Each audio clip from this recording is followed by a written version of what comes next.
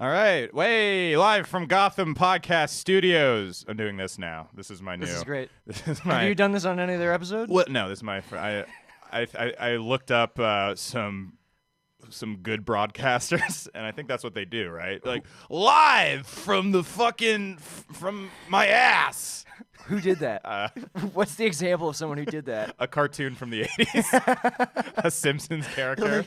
Live! It's Robbie Goodwin, who are your broadcasting idols? I joke from The Simpsons. Kent Brockman. This thing I think I remember from The Simpsons. Yeah, my mom bought me a Howard Stern book, and I'm like, no, Mom, I think I know broadcasting. I watched The Simpsons. Dude, we should one of these days we should Stern out when I come back and do this in the studio. We should just get me naked, have somebody jack me off. We're just like, wow, you think that's good? That's interesting. 5 women allege Nik Oldershaw sterned out on them. Yeah, I want to know. It's just called sterning out whenever people have a retarded guy. Whenever people make a retarded guy take his dick out or have women masturbate on the air, because it's sterning out. That's what I call it. This is Nik Oldershaw, by the way. Oh yeah, hey guys. Host of Coward Hour, Baltimore's baby boy. Baltimore's baby boy. Best skin in Baltimore. Makes money from hospital jail. Hospital jail. I will never leave. Nik Oldershaw is here. Hospital jail. No Brendan Crick, your other half. No, yeah, I'm sure he'll do this show at some point. It would be cool if one day we do it together. Yeah, that would be hilarious. That would be a fun little crossover there. We've I'll be Brendan right now. How about that? Hello. Welcome to my podcast. It's a good one. Yeah, say something. You have to do this thing. Is there something wrong with not sleeping all night? That's it right there. Oh. I don't think that's wrong. Oh, no. I thought I was being relatable. Oh, I thought this is what normal people did. This is just anyone who listens. Oh, yeah, people listen to this. There's some Coward Hour crossover in the Discord. Man, we're all over the place. We only have 30 minutes in the studio right now. I know. Well, we'll cram it in. I wanted to say, don't you think it was so interesting when we were talking about the Howard Stern thing earlier? How, because it would be on, terrestrial, it would be on, morning radio that I would listen to before I would go to school. And the shit that they would be doing would be so depraved. But you can get away with it because there's no visual component. Oh, yeah. If you, listen to some of his old, he got away, yeah, he got away with some I think he had Eminem on. I watched it. It was 2001. He was like, "So you talk like a black guy, right? Like you're like a black guy. Well, you're like a white guy who's also a black guy." It's like, yeah, that's hilarious. He's like, you just couldn't. That was on the airwaves in the morning. And just I go back to the I've been harping on this, but undressing retards at 9:00 in the morning, which is this close. That's how I wake up. It feels this close to pedophilia. Yeah, that's what it was. I mean, undressing retards. What is this? My honeymoon? Robin, we have a child in the studio today. She can't read. We're going to make her show her pussy. She's going to take So what are you, 14 years old? So what are you, Show us your tits. Ooh, 14-year-old tits. Oh, yeah, that guy, the Ren and Stimpy creator who got Me Too'd, when he was on Stern. Oh, it's so good. It's the best. But, yeah, Howard Stern was like, ooh, you got a hot chick on the front page. And she's like, yeah, and she's underage. And everyone's like, ooh, Bill, oh. I know, it's funny. We talk about it oh, yeah, pedophilia, that was okay. We accepted that back in, the times of, ancient Greece. Yeah. But it was really, 1998. That's as far back. That's going to be looked as, the biggest hedonism. I'm surprised, Tom Hanks wasn't just, making people peel grapes for him and stuff like that. I'll bet he has. Dude, Tom Hanks is for sure. You think he's going to go down? I think he's in the ring, dude. You think he's in the pedophile ring? I can't say this stuff on my podcast anymore, so I'm just going to say it on group chat. I think Tom Hanks, anybody connected to Spielberg, anybody who Spielberg works that closely with, dude, they've been to the basement. I just want... I don't want that to happen, but a nice silver lining is Tim Allen will be the biggest star of Toy Story again. Like how it was always supposed to be. It was always meant to be. Tim Allen will also be morally correct. Yeah. He'll reclaim his throne of moral superiority. Oh, man. To me, he's already morally superior to Tom Hanks. When has he ever done anything wrong? No. He never did anything wrong. Never did any... You can't... Technically, no, he didn't. No, he just has opinions people don't like. But you know what? He's Buzz Lightyear. I watch that new Toy Story. Do you realize that when Tom Hanks goes down, Tim Allen will be the last man standing? Man, Harvey could use some home improvement. His life's a mess. You were watching Toy Story? I was watching Toy Story 4. And first of all, let me just get it out of my... I don't mean to go on a rant here. I'm sorry. A classic Robbie Goodwin rant. Patented. They should have called it the Woody movie. The pizza aliens aren't even in the fucking movie. Rex has one line. They made Pixar. I have a beef with Pixar and the Disney publication cycle here. Right. They made a huge deal out of it. They were like, oh, we used footage from Don Rickles. We went through the archives. We know he died. But we went through his stand-up archives to go to voice Mr. Potato Head. We went through the old movies, looked at outtakes to voice Mr. Potato Head for Toy Story 4. And this was like an article that got shared around. It's on Reddit. Right. It had like 60K upvotes. I see the movie. Mr. Potato has one line, and it's like, what is going on? Like that's what? Yeah, he's not in it. None of them are in it. What of his stand-up could they have even used? It doesn't make any. Just Mr. Baby like, there's a chink in the front row here. It's just like, how come every time Mr. Potato Head talks, there's like a laugh track and applause? Why is Mr. Potato Head talking about Sammy Davis Jr.? Dude, that's all my friends. I haven't seen it yet. I want to see it. All my friends said that, all the characters are sidelined. Which, I mean, it sounds good still. It was good. Like it was a good movie. I think it's a good way for them to evolve, but it wasn't a Toy Story. It's fucking. It's the Woody. By the way, movie. It is the Woody movie. The Woody movie. That's what they should have called Annie Hall too. Welcome back to the Woody movie. Fuck. I brought that up to Ari in a different group chat, and he was like, because I was like ranting about the movie or whatever. And look, I know I'm ranting. I'm 28 now, and I'm ranting about Toy Story or whatever. Go off, King. Thank you. I'm sorry, Nick. I'm being rude as a guest, but I weirdly have more opinions about. I see so many movies now. I'm on Letterboxd. I usually write like one sentence or a joke. Toy Story, I got home and wrote like 5 paragraphs. Dude, I get that. I deleted my Letterboxd. Oh, why? Because I started my Letterboxd when I was in hospital jail and I was losing my mind. Oh. And so I was just like furiously writing like 6 paragraphs about like One Flew Over the Cuckoo's Nest, and it was all public. And then a couple weeks ago, I went and I looked at my profile and I just started rereading my reviews, and I was like, "This is gay. Oh This is the gayest thing I've ever done." I like done. it. I thought yours was fine. It's definitely. I thought it was one of the cooler accounts on Letterboxd, which is. I mean, that's not saying much. Listen. Hey, how about this character? Letterboxd, by the way, it's like a movie social media service where you review movies. How about this? David Letterboxd. Hey, so no, you don't just get to bail out. I don't know. What does David Letterman even sound like? Oh, I saw that Milos Forman movie. Milos Forman. Man. Andre Tarkovsky. Andre Tarkovsky. Andre Tarkovsky on the show. That's Paul Schrader, or wasn't it? No, Paul Schrader. David very Letterboxd. Long, very Russian. How you doing, man? How's your life? It's good, man. I'm here. I'm in New York. We're gonna walk around the village tonight. We're gonna be walking here, buddy. I'm so excited to fucking walk here. Yeah.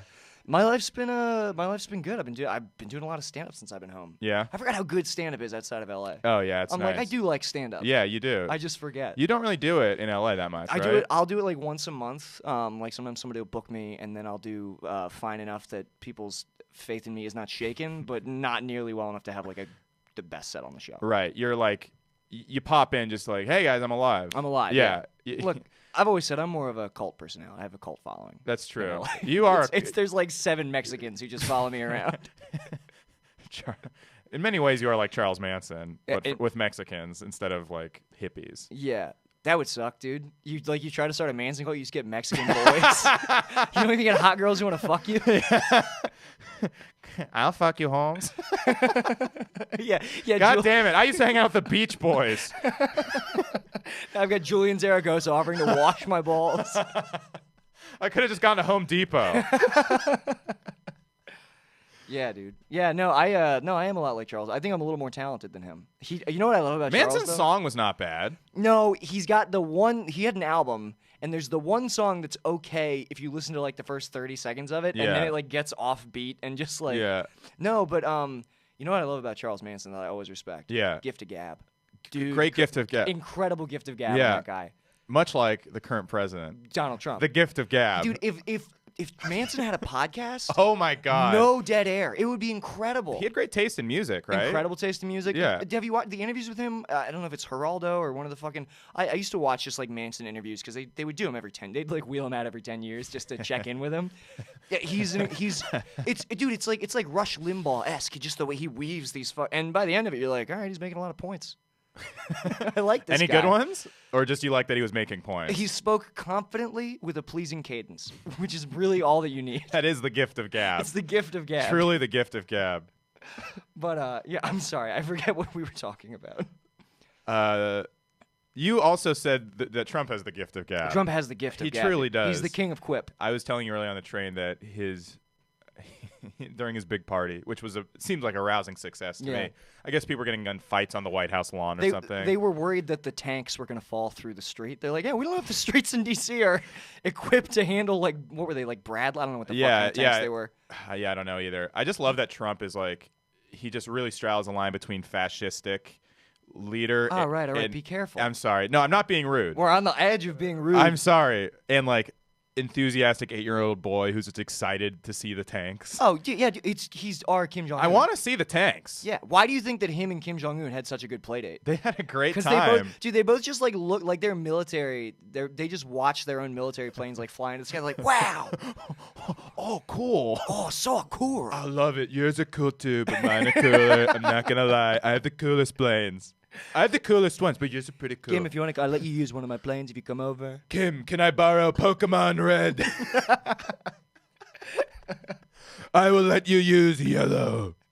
Dude, I would love like the treaty, like the nuclear treaty that North Korea and America enter is that we just borrow each other's nukes sometimes. Trump wants to see what his nukes are like. We let him play with one of ours. Trump wants a peace treaty with North Korea so bad. He will sacrifice peace with like England. Dude, yeah. I love him. You're not popular to say. No. Well, although it's very popular to say, isn't it, actually? Yeah, actually it's one of the most popular things to say. One of the most popular things. He literally got elected president. Look, I don't agree with his politics. No. Almost none of them. But as a cultural figure, dude, much like Alex Jones, one of the greatest showmen to walk the earth. Mr. Entertainment. Mr. Entertainment. Yeah, man. I want Trump to like. I hope that after he's done being president, he does a show at like Radio City. Oh my God! Year round. He brings out the trumpettes. Start spreading the news. It's him actually lined. He's doing that kick thing. I know, but like, dude, once a year wouldn't be enough because I'm used to year-round Trump at this point. Yeah, I'd be like, I'd be hurting. I'd be kicking. If Trump popped in at Skankfest, I'd go watch it. Oh, dude! Can you imagine if he popped into the creek in the cave or something? It would put that place back on the map. Yeah. Trump with notes. Okay, all right. What's next? Yeah, what do I got? I want to talk about. What's in the news? Oh, me. I am the news. I'm the news. You love me. Yeah, man. He's this close to. I feel like Trump probably has. I want to know like the weird shit that like the servants at the White House like have to do for him. You know what I mean? Yeah. Everyone, like this is. I feel like this is not touched upon. I feel because they've always like. I guess he likes fast food or whatever. Mm-hmm. But you know, there's always a thing where like Obama had like special meals that they would make him and shit. Like, yeah. Well, Cosby, different guy, but I heard he like, and he had a fraction of the power of the presidency. Mm-hmm. I mean, he was a powerful man. Yeah. But apparently, when he was at Letterman, he'd go, or whenever he's at a talk show, he'd make women come into his dressing room and watch him eat curry. Oh, I remember reading this. Yeah, isn't that crazy? Dude, this is where like people's perversions. I wonder where those wires get crossed because there does seem to be like a recurring theme of like shame because like what's hot about that? Women are watching you get gas. You're like being messy in front of women. I think it's just like a power exercise. I mean, he's also a psychopath, right? Yeah, but curry is so specifically gross. I've got the curry. Watch me slurp it. I'm gonna slip a dip. Okay, we're done. And all the interns at Letterman was like, well, it's either this or get fucked by David Letterman. So I'll take watching him eat curry. Would you watch the Cos eat curry? If it was between that or getting fucked by actually, I don't know. Dave's kind of a suave guy. I feel like he was nice to the interns that he fucked. Yeah, I mean, it was all consensual. Also, dude, have you ever rewatched the video of the way he got out in front of that? Yeah. Like, he just, like, on the air, he was like, although he might have just claimed that it was alleged. But he admitted it. He completely admitted it. He was I remember when that dropped, and it was, like, not a big story. Dude, it was also, this is before people were getting canceled for that, but the way he did it, he was just like, look. My bad. Yeah. Sorry about that, folks. Well, I'm sorry, I'm moving away from the mic. Yeah. You're getting too comfy there, Nick. I know. Well, because I'm doing the Letterman comfort was he leaned back. He was tapping his cards. He's like, look, I seem to have. What's next here? I fucked the intern. I fucked the intern. Look, in a lapse. Fucked the intern. Had a lapse of judgment, and I may or may not have had sex with some people who work here. Like that was literally how he said it. I wish Clinton had done that. He should have gone on late night and like back on Arsenio and be like, "Hey, I fucked Monica. Sorry, my bad." I mean, yeah, dude. Like, what do we give a shit that? I mean, actually, I guess Clinton was doing other bad stuff. It's because he lied in Congress. That's what the people That's don't what realize. got him. That's what got him impeached. It's insane that he's the only president to be impeached. No, Nixon got. Oh no, he resigned before the impeachment. Another reason why Nixon was better than Bill Clinton. One of the greatest presidents of all time. Oh, fuck you, Bill. People are like, who is that? He's like, it'll make sense in 20 years. Also, Louis C.K. Nixon just had like a crystal ball the whole time he was in office. Yeah, Nixon never had any weird sex stuff. No. To his credit. I mean, Nixon probably never had sex. Probably. He probably had his wife inseminated or whatever. Nixon is great because he took more L's than any president. But took him like a fucking champ. Yeah. Have you ever listened to the tape where he's just confused by All in the Family? Yes, it's so great. He's like, I was on after the football game. What's going on? One of them's a dumb. He goes, one of them's a hippie. Yeah, one of them's a little hippie, a gay little hippie. Yeah, they want you to think he's like a queer or something. FDR got his fuck on. He died in his mistress's room. Did he? Yeah. Presidents have always been having these mistresses. Dude. Yeah. Who was the president? Man, men could fuck so much and so often up until like 3 years ago.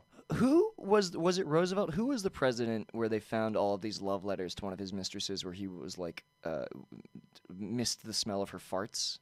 That was Trump. No. I missed them. They were great. No, but there is fuck. We love your farts, don't we, folks? Oh, yeah, man. Fuck. But there is a president that I want to say it was like Roosevelt or something. I don't fucking know. One of the horny ones. Yeah, you can't get away with having a mistress anymore. I think with social media, if you're like a public figure. Well, no, the way it is now, you're just poly. Oh yeah. So you're just a loser now. Yeah, you're just a. There used to be a dignity to having a mistress. It is crazy how like secretly fucking other people. You're Tiger Woods. You're a rock star. But everybody who's just publicly fucking many people, they're like losers, no money. Yeah, clearly getting cucked by their girlfriend. Getting cucked by their girlfriends. Not a lot of bathing going on. It's because the cheating element is because it's the great scenario, the sweetest plum that can never be touched. Right. Of the man can fuck whenever, and the woman has to be monogamous. Right. I love this. It is like Brendan is here. But it goes both ways. No, you totally, know, the cheating. Men aren't the only ones that cheat. What is the ratio of men to women who cheat? Is it more men cheat than women? I don't know. I haven't looked this statistic up. I've heard that men cheat just like when women cheat, it's usually because they like. It's not that they're horny. Right. They like want to end. Well, they want to end things. It would strike me. I would imagine that it's easier for women to cheat.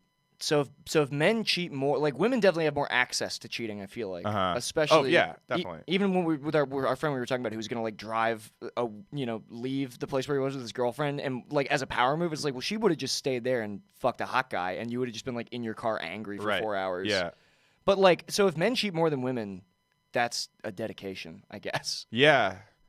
You know, I think it's also because women can get away with like, hey, we're poly now. Yeah, a lot of guys like, okay. Dude, I've talked about the one girlfriend I had who like she like gave me like the ethical like before we started dating, she gave me the book The Ethical Slut as like required reading.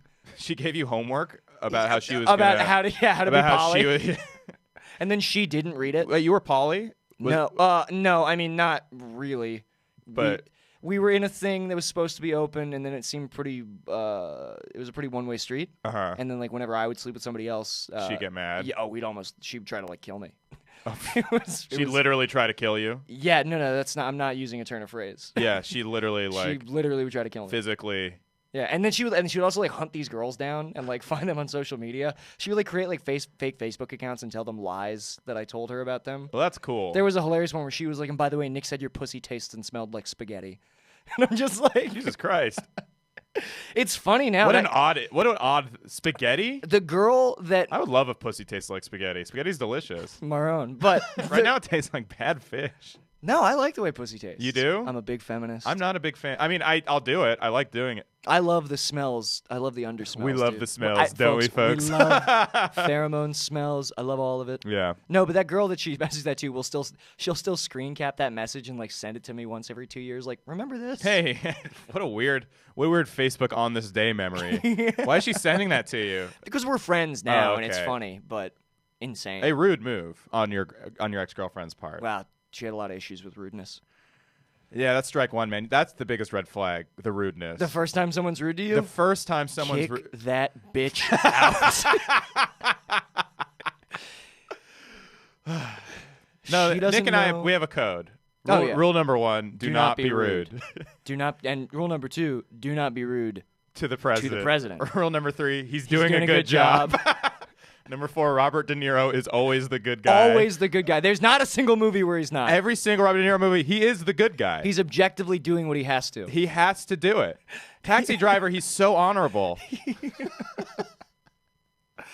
It is when I was listening to the director's commentary for Taxi Driver, where Paul Schrader and Martin Scorsese. Yeah, they're in different rooms. Yeah, they are, but they both circle back to the same theme where it's like, yeah, Travis is so blinded by like his sense of justice that he doesn't even realize he's gonna save Jodie Foster, but he doesn't even question whether or not she wants to be saved. She's perfectly happy in her life, and I'm just like, wait, are you guys condoning like if a 12-year-old wants to be a whore and have a 40-year-old boyfriend? Yeah, let her do it. That's literally what they're saying. Literally, Martin Scorsese is like, why is Travis bothering people? Yeah. Why is he bothering people? This movie is live about, and let live. This movie is about don't bother people so much. Stop bothering these people. Mind your own business. Mind your own business, okay? And Paul Schrader's like, well, you gotta let the guy fuck the girl. If you ever see a 12-year-old on the street being dragged along by an older man screaming for help, mind your fucking business. Yeah. Look, Travis.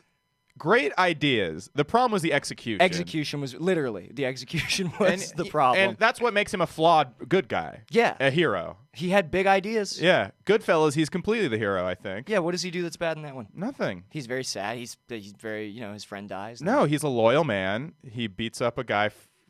He kills a guy because he was rude to Joe Pesci. He was rude to Joe Pesci. And that's what's great is his code. Yeah. Yeah. He also respects. A little bit. You insult them. You're rude a little bit. You're a little bit rude. You're a little rude a little bit. Fuck, man. Cape Fear, that family had it coming. Here's the fucked up thing about Cape Fear. Even when Isaac was watching it, he was like, well, this is very gray area. Because Nick Nolte... Nick Nolte fully miscarried justice. Granted...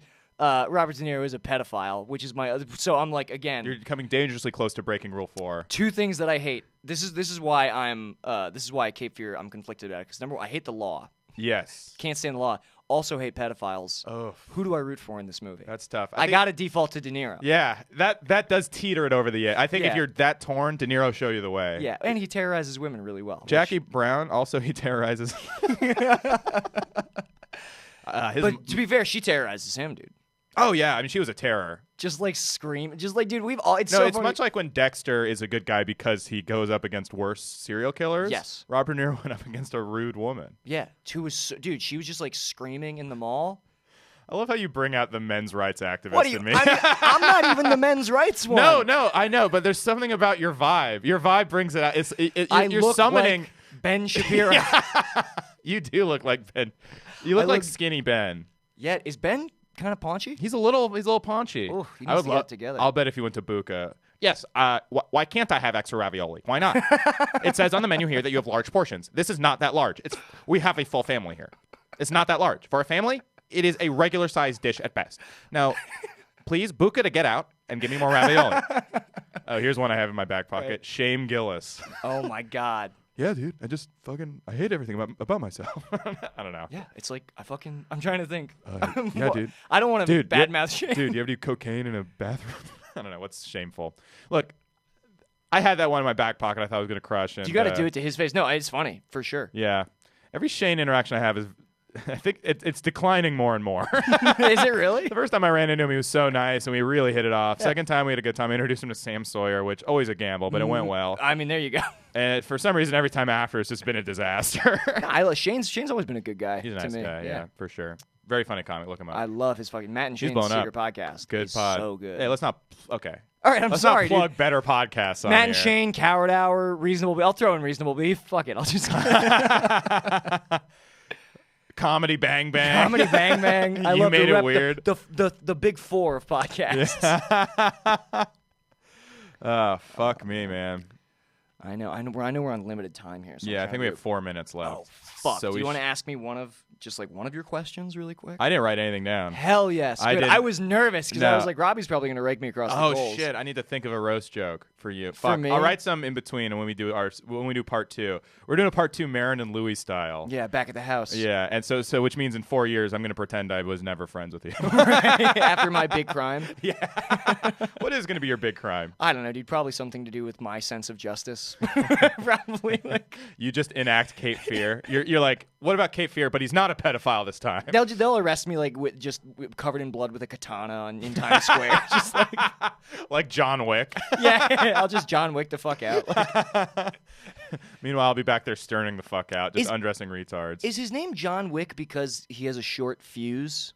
Like the wick is burning down? I've always wondered if that was John Wick? Yeah, like is the wick supposed to be an allusion to the fact that like they've burned his fuse? I mean, it was written by a stuntman, so I don't think there's any thought. No thought at all? Okay, all right, that's probably fair. Or right, was it written or directed by a stuntman? I don't know. I was directed by 2 people, and maybe they were stuntmen. I don't know. Oh, here's another bit that I thought of, but it let go, but I want to do it.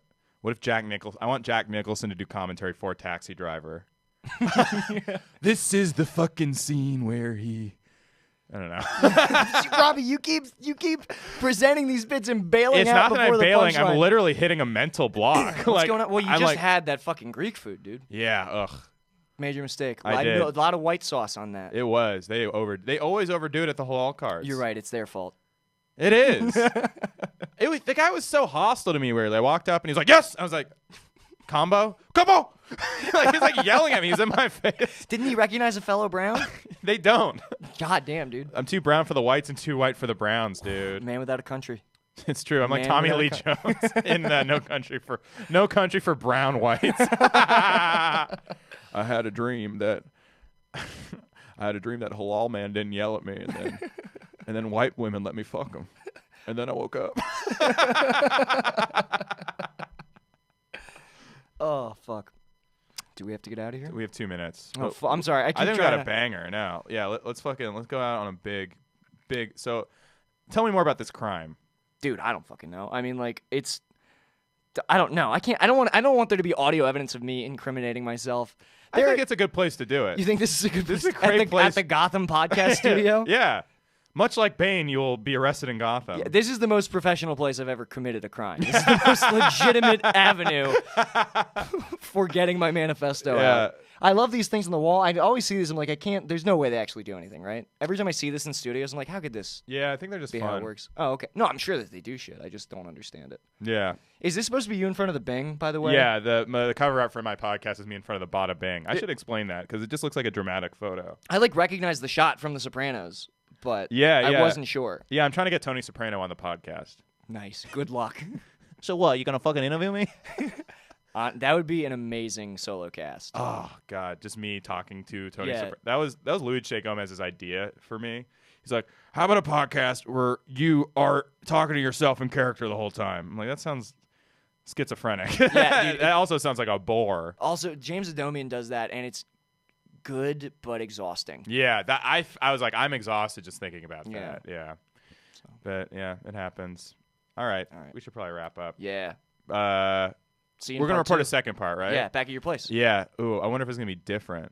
It'll definitely, because I'm gonna be a little drunk and I'm gonna have the pizza from the opening of Louis in my belly. Oh yeah. This is like the Bob Odenkirk episode of WTF where he like takes a Hollywood call, and Marin's like, and when he came back, he wasn't quite the same. But then you listen, and he's like the same. There's like not a big difference. Insane. Man, Marin. Okay. We love it. All right. See you soon. See you guys. Is that good? Yeah, I think so. Cool.